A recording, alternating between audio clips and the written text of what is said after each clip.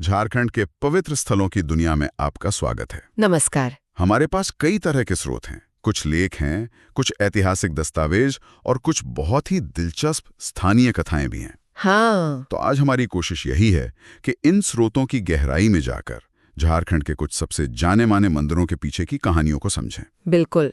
मतलब उनकी मान्यताएं क्या हैं, उनका सांस्कृतिक महत्व क्या है। हाँ, सिर्फ नाम और जगहों से आगे बढ़कर उन पहलुओं को छुएंगे जो इन स्थानों को इतना खास बनाते हैं। और आज हम एक तरह से झारखंड की आत्मा में उतर रहे हैं। और यहाँ की खासियत ये है कि हर मंदिर की अपनी एक अलग कहानी, एक अलग पहचान है।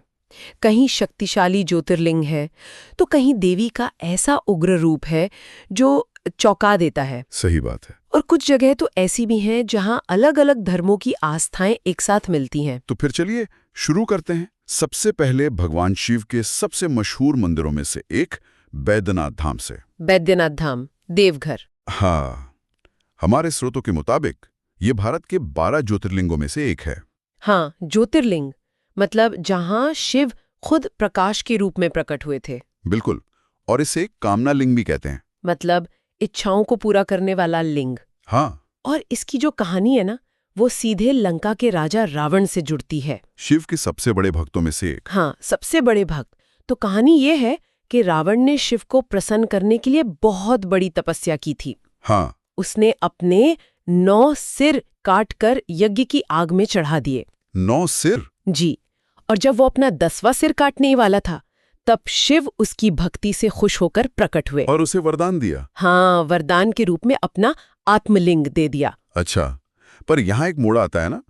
देवताओं को ये डर था कि अगर रावण ये आत्मलिंग लंका ले गया तो वो अजेय हो जाएगा। बिल्कुल, ये एक तरह का दैवीय शतरंज का खेल था। हाँ। शिव ने लिंग तो दे दिया, पर एक शर्त रख दी। क्या शर्त? कि अगर ये लिंग लंका पहुंचने से पहले कहीं भी जमीन पर रखा गया तो ये हमेशा के लिए वहीं स्थापित हो जाएगा। और यहीं से विष्णु का रोल शुरू होता है। हाँ, देवताओं की चिंता बढ़ गई। तब भगवान विष्णु ने एक योजना बनाई। उन्होंने वरुण देव की मदद से रावण के पेट में प्रवेश किया। अच्छा। और नतीजा ये हुआ कि रावण को लघुशंका की ऐसी तीव्र इच्छा हुई जो बर्दाश्त से बाहर थी। और यहीं देवघर में कहानी का वो खास मोड़ आता है। हाँ, जब रावण देवघर के पास से गुजर रहा था तो उसकी हालत खराब हो गई। उसे रास्ते में एक ग्वाला दिखा जो असल में भेष बदले हुए विष्णु थे। अच्छा। रावण ने शिवलिंग उसे थमा दिया और कहा कि इसे जमीन पर मत रखना। लेकिन जैसे ही रावण गया, उन्होंने रख दिया। उन्होंने शिवलिंग को उसी जगह पर रख दिया। जब रावण लौटा तो उसने अपनी पूरी ताकत लगा दी, पर वो शिवलिंग को 1 इंच भी हिला नहीं सका। और गुस्से में उसने शिवलिंग पर अपना अंगूठा दबा दिया। हाँ, जिसका निशान कहते हैं आज भी वहां देखा जा सकता है। ये कहानी बहुत दिलचस्प है, पर बैद्यनाथ नाम का मतलब वैद्यों के स्वामी, इसका इस कहानी से क्या संबंध है? इसका संबंध कहानी के पहले हिस्से से है। जब रावण ने अपने सिर काटे थे? बिल्कुल, वो बुरी तरह घायल हो गया था।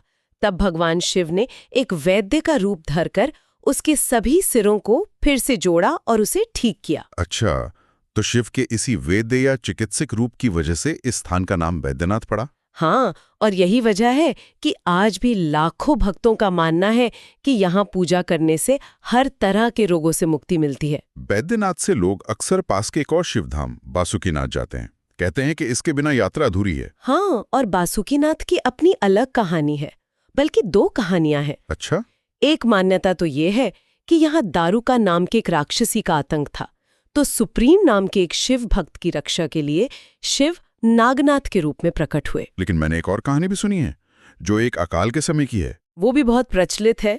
कहते हैं कि एक बार इस इलाके में भयंकर अकाल पड़ा। तो वासु नाम का एक गरीब ब्राह्मण जमीन से कंद मूल खोद रहा था। तभी उसका औजार एक पत्थर से टकराया और उससे खून बहने लगा। वो डर गया होगा। हाँ, वो डरकर घर भाग गया। रात में शिव ने उसे सपने में दर्शन दिए और कहा, डरो मत, मैं नागनाथ हूँ।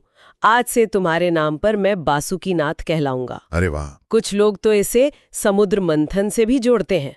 पास में ही मंदार पर्वत है और मंथन में वासुकी नाग को रस्सी बनाया गया था। अच्छा, तो इसी आधार पर कुछ पुजारी इसे ही असली नागेश्वर ज्योतिर्लिंग मानते हैं। हाँ, ऐसी भी एक मान्यता है वहाँ। अब एक ऐसे धाम की बात करते हैं जहाँ आज भी विज्ञान और आस्था आमने सामने खड़े हैं। टांगीनाथ धाम। टंगीनाथ धाम। यहाँ भगवान परशुराम का एक बहुत बड़ा फरसा या शायद त्रिशूल जमीन में गड़ा है। हाँ, त्रिशूल ही मानते हैं उसे, और उस पर हजारों सालों से जंग नहीं लगा है। और इसके पीछे भी दो मान्यताएं हैं। पहली तो सीता स्वयंवर से जुड़ी है। जब राम ने शिव का धनुष तोड़ा था। हाँ, तो परशुराम गुस्से में वहां पहुंचे, लेकिन जब उन्हें एहसास हुआ कि राम भी विष्णु के ही अवतार हैं, तो उन्होंने अपना फरसा यहीं जमीन में गाड़ दिया और तपस्या करने लगे। और दूसरी कहानी? दूसरी कहानी थोड़ी गहरी है। कहते हैं कि परशुराम ने अपनी ही माँ का सर काट दिया था, तो उस पाप से मुक्ति पाने के लिए उन्होंने यहाँ तपस्या की थी। ये सुनने में अविश्वसनीय लगता है, खासकर वो बिना जंग वाला फरसा। क्या हमारे स्रोतों में इस पर कोई वैज्ञानिक दृष्टिकोण भी है? यहाँ एक बहुत अच्छा सवाल है। हमारे स्रोत इसे मुख्य रूप से आस्था के नजरिए से ही देखते हैं। लेकिन ये बात हमें प्राचीन भारतीय धातु विज्ञान मतलब मेटलर्जी के बारे में सोचने पर मजबूर करती है। जैसे दिल्ली का लौह स्तंभ? बिल्कुल। हो सकता है उस समय के कारीगरों के पास ऐसी कोई तकनीक रही हो, लेकिन यहाँ बात और भी रहस्यमयी हो जाती है। कैसे? 1984 में इसकी गहराई नापने के लिए खुदाई की गई। 15 फीट खोदने के बाद भी जब इसका कोई अंत नहीं मिला, तो खुदाई रोक दी गई। तो विज्ञान के पास फिलहाल इसका कोई जवाब नहीं है? नहीं, ये आज भी एक रहस्य बना हुआ है। तो अभी तक हमने शिव के रूपों की बात की, अब झारखंड में देवी के भी कुछ ऐसे मंदिर हैं जहां उनका स्वरूप बिल्कुल अलग, बेहद शक्तिशाली और उग्र है। देवड़ी मंदिर उन्हीं में से एक है ना? बिल्कुल। देवड़ी मंदिर करीब 700 साल पुराना है, और यहाँ की सबसे अनोखी बात है माँ दुर्गा की 16 भुजाओं वाली मूर्ति। 16 भुजाएं? आमतौर पर तो 8 या 10 भुजाओं वाली मूर्तियां होती हैं। हाँ, लेकिन इससे भी ज्यादा खास बात यह है कि यह मंदिर आदिवासी और हिंदू परंपराओं का संगम है। तो ये तो आस्था के विकास का एक बेहतरीन उदाहरण हुआ। हाँ, और ये बहुत खूबसूरती से होता है। यहाँ हफ्ते के 6 दिन आदिवासी पुजारी, जिन्हें पाहन कहते हैं, पूजा करते हैं, और सिर्फ एक दिन ब्राह्मण पुजारी। हाँ, सिर्फ मंगलवार को। ये दिखाता है कि कैसे यहाँ दोनों परंपराएं एक दूसरे का सम्मान करती हैं। और इस मंदिर को आज के जमाने में राष्ट्रीय पहचान मिली महेंद्र सिंह धोनी की वजह से। हाँ, और धोनी का यहाँ आना एक दिलचस्प बात दिखाता है, कैसे आज के जमाने में एक सेलिब्रिटी की आस्था किसी प्राचीन स्थल को एक नए राष्ट्रीय स्तर के तीर्थ में बदल सकती है। बिल्कुल।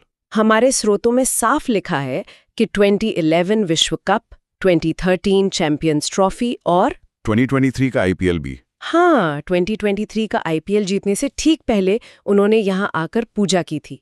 उनका मानना है कि माँ देवड़ी के आशीर्वाद से ही उन्हें सफलता मिली है। अब एक ऐसे मंदिर की बात करते हैं जिसका स्वरूप बहुत उग्र और तांत्रिक महत्व वाला है, छिन्नमस्ता मंदिर। छिन्नमस्ता नाम से ही पता चलता है। हाँ। देवी का स्वरूप बहुत ही उग्र है। वे अपने ही कटे हुए सिर को अपने हाथ में लिए हुए हैं, और उनकी गर्दन से निकल रही खून की 3 धाराएं। ये आत्मबलिदान और जीवन देने का प्रतीक है। हाँ, एक शक्तिशाली प्रतीक।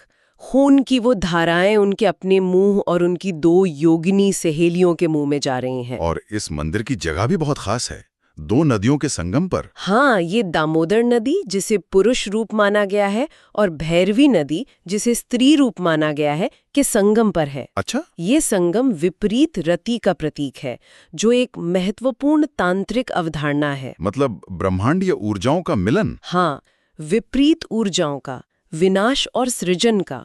इसीलिए इसे असम के कामाख्या मंदिर की तरह ही एक बहुत बड़ा शक्तिपीठ और तांत्रिक स्थल माना जाता है। चलिए अब राजधानी रांची की ओर चलते हैं। वहां भी कुछ ऐसे मंदिर हैं जिनका इतिहास बहुत दिलचस्प है। सबसे पहले जगन्नाथ मंदिर। नाम सुनते ही पुरी की याद आती। बिल्कुल। और ये स्वाभाविक है, क्योंकि ये मंदिर 1691 में राजा अनीनाथ शाहदेव ने बनवाया था, और ये पुरी के मशहूर जगन्नाथ मंदिर की ही एक छोटी नकल है। और यहाँ भी रथ यात्रा होती है। हाँ, पुरी की तरह ही आषाढ़ महीने में एक बहुत बड़ी रथ यात्रा निकलती है। लेकिन इसकी कहानी में जो बात मुझे सबसे ज्यादा प्रभावित करती है, वो है आस्था की ताकत। वो कैसे? 1990 में ये मंदिर ढह गया था। पूरी तरह से? हाँ, लगभग पूरी तरह से। लेकिन लोगों की आस्था देखिए, सिर्फ 2 साल के अंदर 1992 में इसे फिर से बनाकर खड़ा कर दिया गया। अरे वाह! ये दिखाता है कि मंदिर सिर्फ ईंट पत्थर की इमारत नहीं होता, वो लोगों के विश्वास में जिंदा रहता है। रांची में ही एक और मंदिर है जिसका इतिहास बहुत नाटकीय है, पहाड़ी मंदिर। हाँ, ये मंदिर एक पहाड़ी पर है जिसका पुराना नाम तिरिबुरु था। और ब्रिटिश राज के दौरान? हाँ, ब्रिटिश राज के दौरान इस पहाड़ी का इस्तेमाल स्वतंत्रता सेनानियों को फांसी देने के लिए किया जाता था। इसे हैंगिंग गैरी कहते थे, है ना? हाँ, हैंगिंग गैरी या फांसी टुंगरी। ये एक दुखद और काले इतिहास की जगह थी। और इसी काले इतिहास की वजह से आज वहाँ एक बहुत अनोखी परंपरा निभाई जाती है। बिल्कुल, और ये उस जगह के मायने को पूरी तरह बदल देती है। कैसे? आज़ादी के बाद से हर साल 15 अगस्त और 26 जनवरी को यहाँ तिरंगा फहराया जाता है। ये शायद देश का इकलौता मंदिर है जैसा होता है। हाँ, ये दमन पर आज़ादी की जीत का प्रतीक है। एक बहुत शक्तिशाली संदेश है कि कैसे एक ही जगह जो कभी मौत का प्रतीक थी, उसे उम्मीद और गर्व के प्रतीक में बदला जा सकता है। यहाँ की पूजा में भी खासियत है। हाँ, यहाँ भगवान शिव के मंदिर के साथ साथ एक बहुत पुराना नाग देवता का स्थल भी है। अच्छा। माना जाता है कि सदियों से यहाँ के आदिवासी नाग देवता की पूजा करते आए हैं। आज भी परंपरा यही है कि भक्त पहले नाग गुफा में दर्शन करते हैं और उसके बाद ही पहाड़ी बाबा यानी भगवान शिव के दर्शन के लिए ऊपर जाते हैं। ये दिखाता है कि कैसे नई आस्था पुरानी आस्था को खत्म नहीं करती बल्कि उसके साथ जुड़ जाती है। बिल्कुल। तो हमारी ये यात्रा एक ऐसे मंदिर पर खत्म होती है जो झारखंड की इस मिलीजुली आध्यात्मिक विरासत का सबसे बड़ा प्रतीक है। इटखोरी का भद्रकाली मंदिर। हाँ, ये जगह वाकई में 3 महान धर्मों का संगम है। हाँ, एक ही परिसर में। सबसे पहले तो सनातन धर्म। हाँ, यहाँ माँ भद्रकाली की 9वीं सदी की एक बहुत सुंदर मूर्ति है और साथ ही एक सहस्त्र शिवलिंग है। मतलब? एक ही पत्थर पर 1008 छोटे छोटे शिवलिंग उकेरे गए हैं। अच्छा, तो एक बार जल चढ़ाने पर सभी का अभिषेक हो जाता है? हाँ। और बौद्ध धर्म से इसका क्या जुड़ाव है? मंदिर परिसर में ही एक बहुत बड़ा और सुंदर बौद्ध स्तूप है। स्तूप? हाँ, जिसे मनौती स्तूप भी कहते हैं। इस पर भगवान बुद्ध की 1004 छोटी और 4 बड़ी मूर्तियां बनी हैं। और ऐसा मानते हैं कि ये सम्राट अशोक के बनवाए 84,000 स्तूपों में से एक हो सकता है। हाँ, ऐसी मान्यता है। और तीसरा धर्म, जैन धर्म। हाँ, यहाँ जैन धर्म के 10वें तीर्थंकर भगवान शीतलनाथ स्वामी का एक चरण चिन्ह भी मिला है। खुदाई में मिला था ये? हाँ जी, 1983 में खुदाई के दौरान। और साथ में एक तांबे का पत्र भी था जिस पर लिखा था कि यही भगवान शीतलनाथ की जन्मभूमि है। तो सोचिए, एक ही जमीन पर हिंदू, बौद्ध और जैन तीनों धर्मों की पवित्र धरोहरें। हाँ, ये मंदिर सच में उन सभी बातों का प्रतीक है जिनकी हमने आज चर्चा की। बिल्कुल। इटखोरी दिखाता है कि कैसे अलग अलग रास्ते एक ही आध्यात्मिक मंजिल की ओर ले जा सकते हैं और कैसे भारत की जमीन पर अलग अलग विश्वास हमेशा एक दूसरे के साथ शांति से रहते आए हैं। तो ये थी झारखंड के कुछ अद्भुत मंदिरों की हमारी यात्रा। वैद्यनाथ के शक्तिशाली ज्योतिर्लिंग से लेकर छिन्नमस्ता के तांत्रिक रहस्य, टांगीनाथ के अनसुलझे रहस्य से लेकर भद्रकाली के त्रिवेणी संगम तक। हाँ, ये सिर्फ पत्थर की इमारतें नहीं हैं, ये आस्था, इतिहास और कहानियों के जिंदा केंद्र हैं। बिल्कुल। हर मंदिर की अपनी एक कहानी है जो हमें उस इलाके की संस्कृति, वहाँ के लोगों के विश्वास और उनकी आत्मा के बारे में कुछ बताती है। सही बात है। ये सब सुनने के बाद एक सवाल मन में आता है। बताइए। किन कहानियों में रावण जैसे असुर को भी एक महान भक्त दिखाया गया है, परशुराम जैसे ऋषि को भी पापी और पश्चातापी दिखाया गया है। हाँ, ये बहुत दिलचस्प पहलू है। और एक ही जगह पर पूजा के अलग अलग तरीके अपनाए गए हैं। सही। तो सोचने वाली बात यह है कि जब हम इन पवित्र स्थलों को देखते हैं जो हमें सिखाते हैं कि आस्था कितनी जटिल, विविध और समावेशी हो सकती है, तो क्या ये हमें अपने आसपास के लोगों और उनके विश्वासों को देखने का एक ज्यादा उदार और गहरा नजरिया नहीं देता?